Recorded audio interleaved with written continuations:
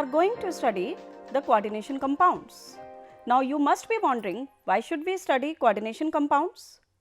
Actually, many important components of everyday products such as cleaning materials, medicines, inks and paints include coordination compounds. Coordination compounds are found in many places on Earth's surface. Every living system includes many coordination compounds. Hence, it is necessary to study the chemistry of coordination compounds.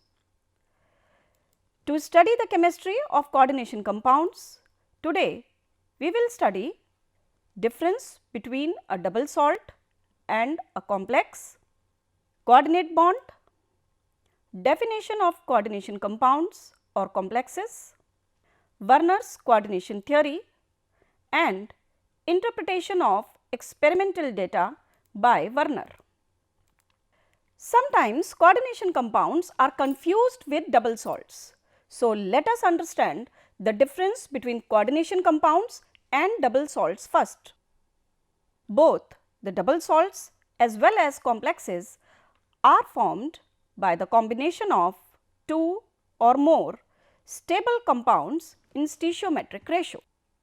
They differ in the fact that the double salts such as carnallite means potassium chloride, magnesium chloride 6H2O or Mohr salt, ferrous sulphate, ammonium sulphate 6H2O, or we can say potash alum whose formula is potassium sulphate, aluminum sulphate 12H2O etc. dissociate into simple ions completely when dissolved in water. However, complex ions such as FeCN6 4- of K4 FeCN6 do not dissociate into Fe2+ and Cn- ions. Or we can say that if we dissolve K4 FeCN6 in water, it will not give the test of Fe2+ and Cn- ions. Now you will not get confused between coordinate compounds and double salts. To understand coordination compounds, it is necessary to have an idea of coordinate bond. Coordinate bond is similar to covalent bond with some differences. As you know that a base makes available an electron pair and an acid accepts an electron pair to form a coordinate covalent bond. Such bonds are often represented by arrows that point from the electron pair donor, that is Lewis base, to the acceptor, which is known as Lewis acid. Here you can see that in ammonia molecule, nitrogen has a lone pair of electrons, and in boron trichloride molecule, boron is deficient of electrons, that is, its octet is not completed. Hence, nitrogen can donate its lone pair of electron to boron to form a coordinate bond. Here the coordinate bond has been shown by the arrow from the donor side to the acceptor side. The chloride ion acts as Lewis base because it can donate its lone pair of electrons to tin tetrachloride. Here the octet of tin is completed, but as you know that tin has empty d orbitals, hence it can expand its octet, or we can say that the lone pair of electrons from the chloride can be accommodated in empty d orbitals of tin. Hence, two coordinate bonds are formed from chloride to tin. The red arrows represent coordinate covalent bonds. These arrows do not imply that two tin chlorine bonds are different from the others. Once formed, all the 10 chlorine bonds in SnCl6 2- ion are alike. Now you are able to define coordinate bond. As coordination compounds or complexes contain coordinate bond, hence it will be easier for you to understand what are coordination compounds or complexes. Most of the d transition metal ions have vacant d orbitals that can accept electron pairs.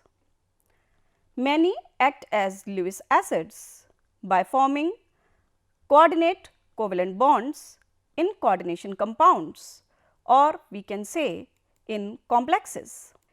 Here you can see the ground state electronic configuration of D series transition metal ions. For scandium, it is 4s2 3d1. Similarly, for titanium and vanadium, it is 4s2 3d2 and 4s2 3d3 respectively. But you can see here that for atomic number 24 for chromium, the electronic configuration is somewhat different.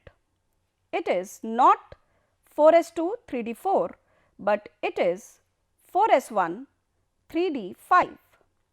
Similarly, you can see that the electronic configuration for copper with atomic number 29 is also somewhat abnormal. 3d subshell is filled before filling 4s. The electronic configuration of copper is not 4s2 3d9, but it is 4s1 3d10. Other electronic configurations in this D series are normal, but you must note that chromium and copper show abnormal behavior in their electronic configuration. Now, complexes of transition metal ions or molecules include cationic species like CrH2O6 3+ or AgNH3 whole twice 1+, or they can include anionic species like nickel CN4 2- and MnCl5 3-.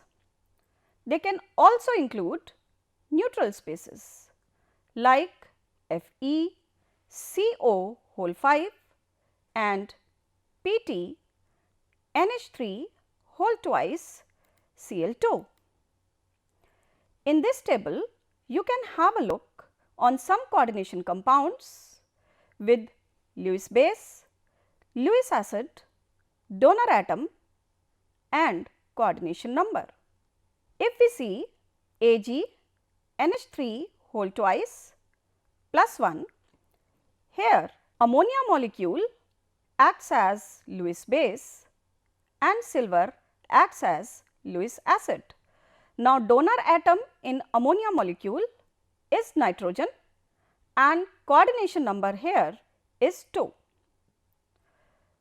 In zinc CN4 2-, Cn acts as Lewis base, hence it donates its electron pairs.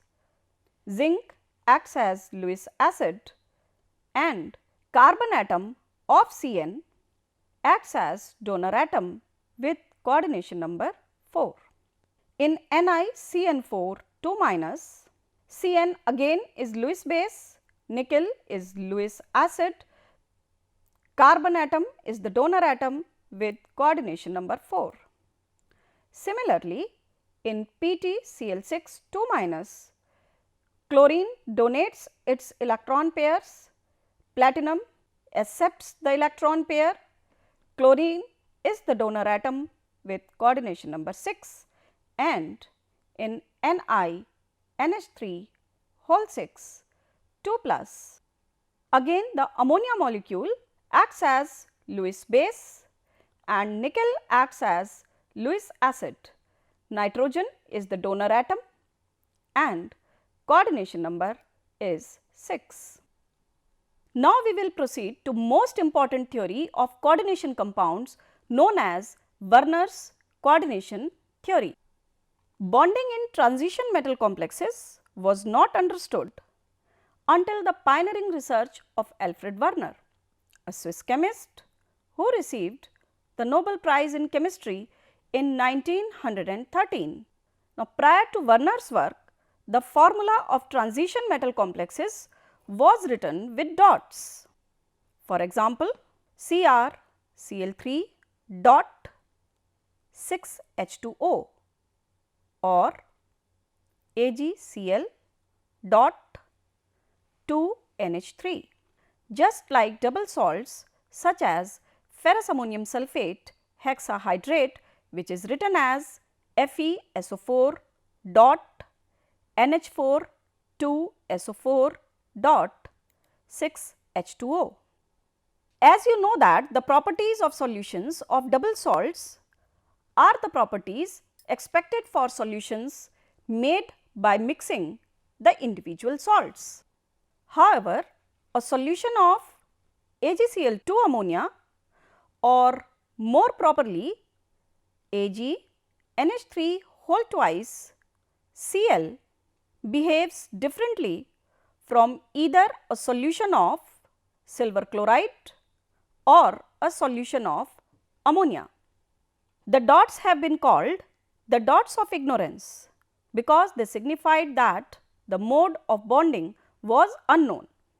In 1893, Alfred Werner proposed a theory to explain the existence of complexes such as COCl3 dot 6NH3, COCl3 dot 4NH3, PtCl2 dot 2NH3 and FeCN thrice dot 3KCN.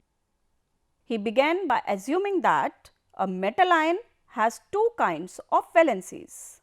The first, the primary valency, which is ionizable and it corresponds to the oxidation state, and the ionizable valency is satisfied by negative groups that balance the charge on the metal. For example, in COCl3 6NH3, the 3 valency of cobalt is satisfied by 3 Cl minus ions. Secondary valency is non-ionizable and it corresponds to the coordination number, and secondary valency is satisfied by neutral or anionic species, and every element usually satisfy both its primary and secondary valency. Further, he recognized and proposed that these secondary valencies would be distributed around the metal in fixed positions in space in such a way so as to lead to the least repulsion between the groups or atoms attached. A secondary valency is used to bind other groups that are usually specific in number. In this figure, we have shown primary valencies with dotted lines and secondary valencies with bold lines. And in a complex like COCl3 5 ammonia, the coordination number of 6 for cobalt is met by 5 ammonia molecules and 1 Cl minus ion being bonded directly to the cobalt. Here you can see Cl minus ion is bonded with secondary valency. This leaves 2 Cl minus ions that satisfy part of the primary valency, but these are not bonded directly to the cobalt ion by means of a secondary valency. Hence, the formula for this coordination compound is written as COCl NH3 whole 5 Cl2. Similarly, for the complex COCl3 6 ammonia, the 6 ammonia molecules satisfy the secondary valency. You can see here 6 ammonia molecules are bonded with bold lines, means these 6 ammonia molecules satisfy secondary valency and 3 Cl minus ions satisfy primary valency, and the formula for the complex can be written as CO NH3 whole 6 Cl3. Similarly, for a complex COCl3 4NH3, the coordination number of 6 for cobalt is met by the 4 ammonia molecules and 2 Cl minus ions being bonded directly to the cobalt. That leaves 1 Cl minus ion that satisfies part of the primary valency, but it is not bonded directly to the cobalt ion by means of a secondary valency. Hence, the formula of the complex can be written as CO Cl2 NH3 whole 4 Cl. The electrical conductivity or conductance of solutions containing the complexes provides additional confirmation of the correctness of Werner's view. So, let us define conductance of a solution. The conductance of a solution of an electrolyte is a measure of its ability to conduct electricity. It is related to the number of ions and the charges on ions in solution. For example, when COCl3 NH3 whole thrice is dissolved in water, the compound behaves as a non-electrolyte. There are no ions present because the Cl minus ions are part of the coordinate sphere. Support for these ideas is provided by dissolving the compounds in water and adding a solution containing silver plus. In the case of COCl3 6 ammonia, or we can say CO NH3 whole 6 Cl3, all the chloride is immediately precipitated as silver chloride. Similarly, for COCl3 4 NH3 or COCl2 NH3 whole 4 Cl, only 1/3 of the chloride precipitates as silver chloride, because 2 chloride ions are bound to the cobalt ion by coordinate bonds, that is, they satisfy the secondary valency. 2 chloride ions satisfy both primary and secondary valencies of cobalt, but 1 Cl minus ion satisfy only primary valency.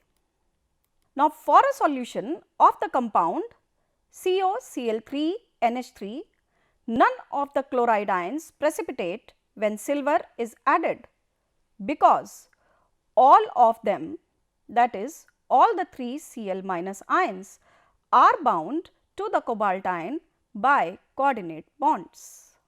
On the other hand, CO NH3 whole 6 Cl3 or CO NH3 whole 5 Cl, Cl2 and CO NH3 whole 4 Cl2 Cl behave as 1:3, 1:2 and 1:1 electrolytes respectively.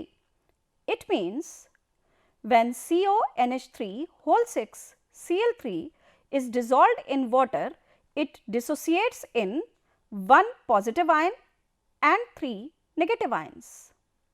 When CO NH3 whole 5 Cl, Cl2 is dissolved in water, it dissociates in 1 positive ion and 2 negative ions. And when CO NH3 whole 4 Cl2 Cl is dissolved in water, it dissociates in 1 positive ion and 1 negative ion. A similar situation exists for PT NH3 whole 4 Cl2 Cl2, which behaves as a 1:2 electrolyte and has only half of the chloride ions precipitated when silver is added to a solution of the complex. Actually, the 2 chloride ions which are bounded by primary valency only get precipitated with silver as silver chloride. This was the experimental interpretation of Werner's theory, which we will continue in our next lecture also. So, up to now you have come to know that it is very important to learn the chemistry of complexes, as the solutions of complexes also affect the conductance power of the solutions. In the end of this lecture, let us revise what we have discussed today. We learned about difference between a double salt and a complex, coordinate bond, definition of coordination compounds or complexes, Werner's coordination theory, and interpretation of experimental data by Werner. This interpretation of experimental data we will continue in our next lecture, and we will also define some basic terms like effective atomic number, coordination entity, central atom, and ligands.